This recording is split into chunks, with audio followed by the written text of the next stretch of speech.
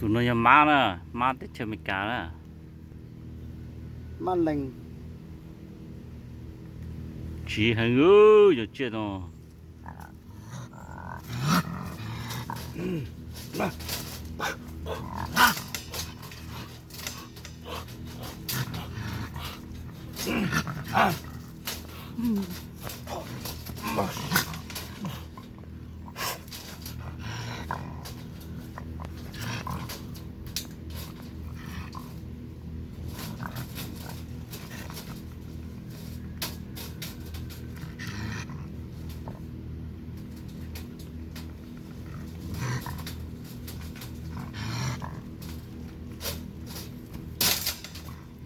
Là mà bắt tay nữa sẽ chỉ một tròn tới đấy tụi nó.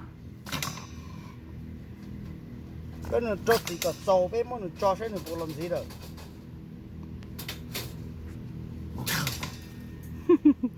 Chẳng phải là nó chú rồi sát tiền nó hổ. Còn điên chơi nữa. Chú rồi sát tiền rong của cho đây thế cho ấy tụi nó bút khó tụi nó chỉ nó chú rồi thì hay là sao hơn nữa.